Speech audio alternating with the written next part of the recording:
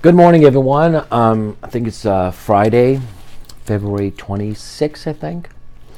And tomorrow, the 27th, is actually my son's birthday, Arya.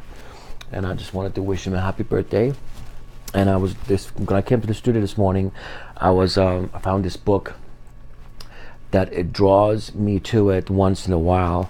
And it's about a Persian wrestler named Takhti. And I was reading a chapter where he talks about and one of his people that he looked up to, one of the wrestlers of the Iranian wrestlers. His name is Pouria Vali, and this guy was in his time was one of the top wrestlers in the world, where he would go from city to city and beating everybody's champions and show everybody how strong he was in the art of wrestling. And this particular story happens where he's in his hometown, where people come from different countries and different states and stuff to challenge him. And this particular time, this family came from India. They brought the champion to, wrestle him. And Pouria Valley used to always go to the mosque and pray, every day. And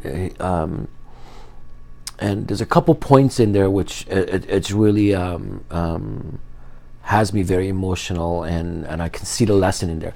One, before anybody come to challenge him, out of courtesy and respect to them, he makes it a habit to go to every one of them before every match, a couple days before, and literally begs them to not do the match, and go back to their homeland and be proud, and even go tell them that, hey, you know what, Pouria Valley didn't want to wrestle you, but he felt like he didn't need to beat anyone, and he was trying to always talk his opponents out of the match.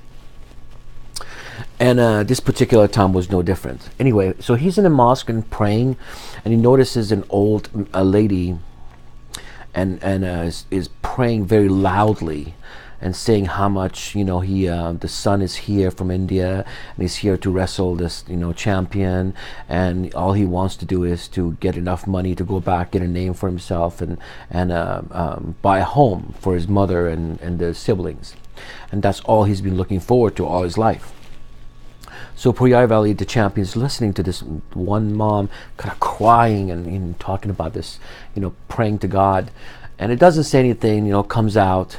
And he goes and finds the champion, the Indian champion, and he goes to him and really try to talk him out of it, just like he always does. It doesn't work, so the guy is really proud, and he doesn't want to do that. So he goes back, and this goes for a couple of days. The wrestler, the Pouria Valley, doesn't come out of his house. He's really upset because he feels like, what is my responsibility here? Is to beat one more person, or really try to do something for my community and for this woman who's going to go back, with their son, and the hopes of championship and all this stuff that comes, and they needed so much more than I do. I'm already, unbeaten. Anyway, so he gets to a point that he really gets sick, and he doesn't come out. And since this lady prays really loud, people start to think like this lady is really like a witch, and she's trying to put a curse on the Pouria Valley not to actually do the fight. Anyway, it comes down to it, and so whenever he goes to the mosque to pray, he sees the lady. Now remember, this lady doesn't know who the champion is, right? It tells, they always see each other, and nobody in this town even talks to this lady. Everybody thinks she's a witch, And Pouria Valley walks up to this woman, and he says, I hope your son wins and God listens to you. And if you need anything, let me know. And the lady turns around and says, oh my God, you're the nicest person in this town, because nobody here talks to me.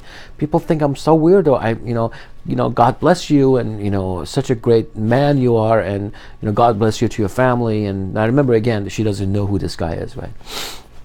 Anyway, it gets down to the day of the match, and they start fighting, and they start doing the wrestle thing, and Pouria Valley and on purpose falls down and puts his back on the ground, which is a kind of a sign of a submission, so the Indian guy champion would win.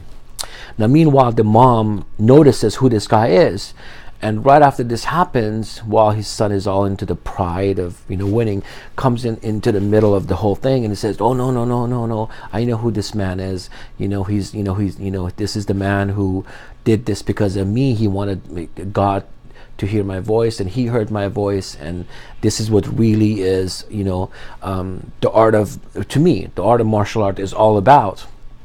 And this is what he's trying to do, and he's trying to sacrifice himself to teach everybody a lesson and be a man and that he is. And anyway, so she stops and tells everybody, and after that, everybody celebrates, the whole town. But again, this guy leaves town, the champion, the Puriya Valley himself, leaves town that night because he doesn't want to go through the glory, because he didn't do it for the glory. He really wanted to challenge himself, and to me, that's the lesson here, is really what martial arts is supposed to be, good or bad. I mean, I see this in UFC right now with all these champions and all this stuff, but I feel like something is missing from being a personal champion and a world champion, and that's why I encourage people to look back at history, look back at some of the people who've made a difference in left a name after all these years, like Grandmaster Jihanji always tells me, you either need to leave a good name, a bad name, or a no name, and what can we do to really be a service to our community and teach the lessons of the history, Anyway, so this is again, this book calls me from myself once in a while, and I just wanted to kind of share that with everyone this morning. So thank you.